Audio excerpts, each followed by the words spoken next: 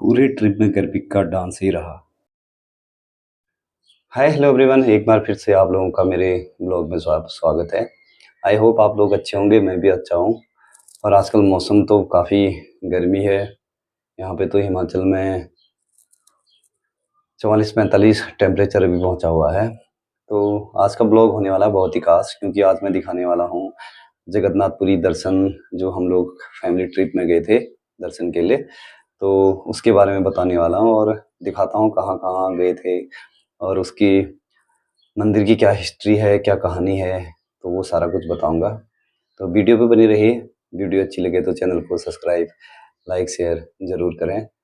तो जैसे उत्तराखंड में 4 धाम हैं, तो उसी तरह जो पूरे भारत में 4 धाम हैं, उसमें से एक धाम जगन्नाथपुरी को भी माना जाता है। तो दिखाता हूँ पूरा ट्रिप और बताता हूँ जानकारी कि क्यों प्रसिद्ध है जगन्नाथपुरी धाम। शुरू हो गया था हमारा हल्द्वानी से सफ़र। 1671 किलोमीटर टोटल है और 28 घंटे में पहुंचते हैं वहां।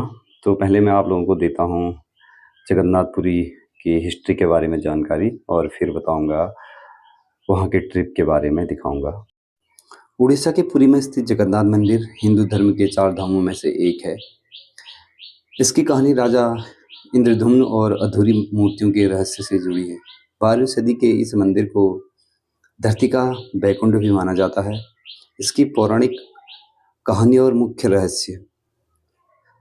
राजा इंद्रधुम्न का सपना और नीलमाधव। पौराणिक कथा के अनुसार सतयुग में मालवा के राजा इंद्रधुम्न भगवान विष्णु के परम भक्त थे। वे नीलांचल पर्वत पर स्थित भगवान विष्णु के रूप में नील माधव की पूजा करने की इच्छा जताई। उनके दूतों ने चारों दिशाओं में खोज की, लेकिन कोई पता नहीं चला। राजा को स्वप्न में भगवान जगन्नाथ ने दर्शन दिए और कहा कि समुद्र में बहकर आने वाली लकड़ी से मूर्ति का निर्माण कराएं। राजा को वह दिव्य लकड़ी मिल गई। तभी एक रहस्यमय शिल्पकार विश्वकर्मा वहां आए और उसने शर्त रखी कि वह बंद कमरे में मूर्ति बनाएगा। अगर किसी ने दरवाजा खोला तो वह काम अधूरा छोड़ देगा। कहानी महीनों तक कमरे से कोई आवाज न आने पर उत्सुकतावश रानी ने दरवाजा खोल दिया। शिल्पकार तुरंत वहां से गायब हो गया और भगवान जगन्नाथ, श्री कृष्ण, बलभद्र, बलराम और देवी सुभद्रा की मूर्तियां बिना हाथों और पैरों के अधूरी ही रह गई। तब से इसी रूप में तीनों भाई बहनों की पूजा की जाती है। इस मंदिर के मुख्य चमत्कार: उल्टी दिशा में लहराता है ध्वज। मंदिर के गुंबद पर लगा लाल झंडा हमेशा हवा के विपरीत दिशा में चल लहराता है। समुद्र की लहरों का शांत हो जाना। जैसे ही आप मंदिर के मुख्य द्वार से अंदर प्रवेश करते हैं तो समुद्र की लहरों की आवाज़ पूरी तरह गायब हो जाती है, और जैसे ही मुख्य द्वार से बाहर आते हैं तो समुद्र की लहर की आवाज़ फिर से सुनाई देती है। मंदिर के रसोई में लाखों भक्तों के लिए प्रसाद बनता है, लेकिन कभी भी प्रसाद कम नहीं पड़ता और न ही व्यर्थ होता है। मंदिर के शीर्ष पर लगा जो सुदर्शन चक्र किसी भी दिशा से देखने पर बिल्कुल सामने ही नजर आता है। दोस्तों, ये थी जगन्नाथपुरी मंदिर की जो हिस्ट्री है, कहानी है। तो अब मैं आप लोगों को दिखाऊंगा कि जो हमारी ट्रिप रही कैसी रही। तो चलते हैं और दिखाता हूँ कैसे कैसे गए हम, कहाँ कहाँ रहे थे, सारा कुछ वीडियो पे बने रहिए। तो हो गया था हमारा सफ़र शुरू, और मम्मी पापा मैं और जया लोग थे। तो अब हम पहुंच चुके थे महानदी उड़ीसा। तो ट्रेन में गर्भिक ने काफ़ी हम लोगों का मनोरंजन कराया। पूरे ट्रेन में, पूरे सफ़र में डांस करता रहा। तो हमारा सफ़र था राजधानी का, तो थोड़ा सा उसमें कम समय लगता है, 26-28 घंटे में पहुंचा देता है। तो हम पहुंच गए थे जगन्नाथपुरी रेलवे स्टेशन के बाहर। हमने रूम लिया और नाइट होल्ड वहीं किया। तो हमारा चल रहा था शाम का डिनर, शाम को खाना वहीं उसी होटल में मंगाया था हमने। तो सुबह तैयार होके हम चले गए थे मंदिर दर्शन के लिए। तो काफ़ी सारी भीड़ थी वहाँ पे उस दिन, क्योंकि मंदिर में अंदर कुछ काम चला हुआ था और और दिन जल्दी खुल जाता है मंदिर, तो उस दिन खुला था 10 बजे के बाद। और मौसम भी सुबह के टाइम काफ़ी बादल थे और बाद में तो साफ हो गया था, फिर शाम को थोड़ी बहुत बारिश भी आई थी। तो हम पहुंच चुके थे मंदिर में और काफ़ी ज़्यादा भीड़ थी, तो हमने थोड़ी देर मंदिर के जो परिक्रमा मार्ग है तो परिक्रमा की मंदिर की, और थोड़े बहुत फ़ोटोशूट भी की। गर्विक, जया, मम्मी पापा सारे लोगों ने। तो जया ने थोड़े बहुत अपने रील भी बनाए उसने और फ़ोटो भी खींची। तो काफ़ी ज़्यादा भीड़ थी, बड़ा मुश्किल हो गया था उस दिन दर्शन करने के लिए। तो जया खींच रही है, बना रही है फ़ोटोज़, वीडियोज़, सारा कुछ, और खूब एंजॉय कर रही है यहाँ पे। तो ये मंदिर के बाहर जो परिक्रमा मार्ग है वहाँ पे है, और काफ़ी सुंदर बना रखा है। बाहर पे भी छोटे छोटे पेड़ लगा के, तो बहुत सुकून था वहाँ पे। बहुत टाइम तक हम वहाँ बैठे रहे और मन कर रहा था कि वहीं बैठे रहें, इतना सुकून देने वाला पल थे वहाँ पे सब लोगों के लिए। तो जया तो अपने वीडियो फ़ोटो बनाने में मस्त थी और हम कर रहे थे इंतज़ार कि मंदिर 10 कब बजे और दर्शन करें, और हम अब खुलने की ओर थी तैयारी। तो वो ये है झंडा जो मैं बता रहा था, गुम्बद पे उल्टी दिशा, हवा की उल्टी दिशा में चलता है।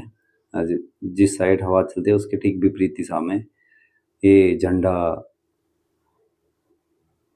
उड़ता है, ठीक उल्टी दिशा में। और दूसरा क्या है कि जो अ, समुद्र की जो आवाज़ है, तो वो भी जब तक मंदिर के बाहर रहते हैं आवाज़ आती है, लेकिन जब हम अंदर चले जाते हैं तो आवाज़ बंद हो जाती है। तो वहाँ पे बीच है काफ़ी नज़दीक, गोल्डन बीच, तो हम वहाँ भी गए थे दर्शन के बाद। तो यहाँ पे छोटे छोटे पेड़ पौधे लगाए थे और बहुत सुंदर मौसम मौसम सुबह ठीक था, फिर बाद में जो है थोड़ा सा बादल, और शाम के टाइम पे बरसात भी हुई थी ठीक ठाक। और दूसरे दिन सुबह भी बहुत बारिश हुई थी, बड़ी मुश्किल हो गया था ट्रेन पकड़ना सुबह के, जब वापसी थी हमारी। तो ये है वो झंडा, और ये चल रही है हवा के उल्टी दिशा में उड़ रही है। तो अब हम इंतज़ार कर रहे थे और फाइनली जो है मैं हो गए थे दर्शन भगवान जगन्नाथ के, क्योंकि अंदर फ़ोटो खींचना अलाउड नहीं है, तो ज़्यादा खींची नहीं है। तो हमने थोड़े देर बाद, दर्शन के बाद हम आए थे बाहर, और थोड़ी देर और बाहर घूमे थोड़ा बहुत वहाँ पे की कुछ शॉपिंग जो अच्छा लग रहा था। बाहर पे काफ़ी सारी दुकानें लगी रहती हैं, और कुछ थोड़ा बहुत खा भी लिया था, क्योंकि सुबह नाश्ता करके गए नहीं थे। तो फिर उसके बाद दर्शन के बाद हम लोगों ने किया नाश्ता। तो काफ़ी टाइम हो गया था, 10 बजे तो मंदिर ही खुला था। तो फिर हमें वहाँ काफ़ी टाइम लग गया, और खाना खाने में भी काफ़ी टाइम लग गया। तो फिर हम अ, बीच में गए थे शाम के टाइम, तो ज़्यादा लेट हो गए थे। तो थोड़ा मम्मी पापा लोगों की फ़ोटो खींची थी हमने, यहाँ पे वीडियो बनाई थी मंदिर के बाहर। तो हम अब शाम के गए थे 4 बजे बीच में। तो उस टाइम पे ऐसा मौसम हो गया था कि बहुत ही भयंकर बारिश का मौसम बना हुआ था। तो जो बीच से जो लहरें निकल रही थी तो बहुत भयंकर आ रही थी, तो ज़्यादा नज़दीक तो गए नहीं, फिर भी काफ़ी एंजॉय किया हमने बीच पे। तो शाम भी होने वाली थी, तो जया ने भी काफ़ी एंजॉय किया बीच पे। काफ़ी दूर तक जो लहरें आ रही थी, काफ़ी ऊपर तक आ रही थी, क्योंकि शाम का समय था, बारिश का मौसम हो रहा था, और बहुत भयंकर तूफान भी चल रहा था। तो बड़ा मुश्किल हो रहा था। तो जया फिर भी लग रहा था उसको डर, लेकिन फिर भी हिम्मत करके जा ही रही थी लहरों के पास तक। तो थोड़ा सा टाइम लेट हो गया थे हम शाम को, और इतनी अच्छी मूर्ति भी बनाई थी यहाँ पे रेत पे, और मम्मी भी इंजॉय करती हुई यहाँ पे बीच के किनारे में। शाम का वक्त, ठंडी हवा और बहुत ही सुकून भरे पल थे यहाँ पे जो हमारा ट्रिप था। इस ट्रिप में तो बहुत ही एन्जॉयफुल, बहुत ही मज़ा आया सभी को। मम्मी भी काफ़ी खुश थी यहाँ पे बीच में।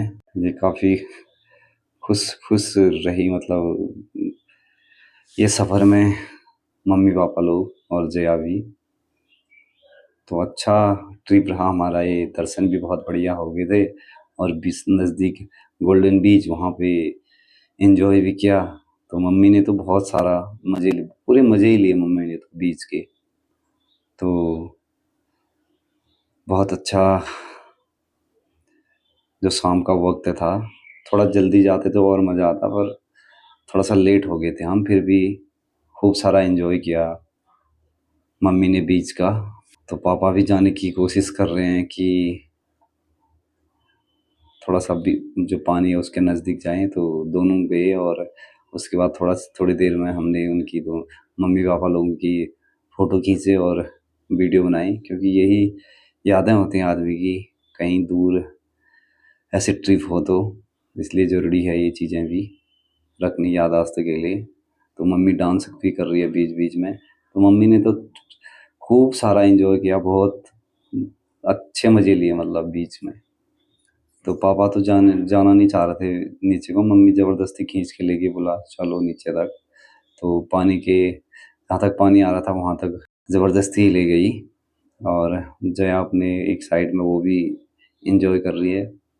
और गर्विक भी रेत में उसको भी सही सुकून मिल रहा था वहाँ पे खेलता हुआ, खेल ही रहा था वो भी रेत में, क्योंकि पूरा रेत ही रेत रहता है साइडों में और लहरों के साथ आते रहता है रेत। तो गर्विक यहाँ पे देखता हुआ नाना मम्मी और उनको मम्मी और पापा को और जया को। तो ये कितनी अच्छी मूर्ति बना रखी है, बहुत बढ़िया मूर्ति बनाई थी यहाँ पे। तो 50 रुपये ले रहा था मूर्ति की फ़ोटो खींचने के लिए, और मूर्ति की फ़ोटो खींचने के लिए और वीडियो के लिए 50 रुपये ले रहा था।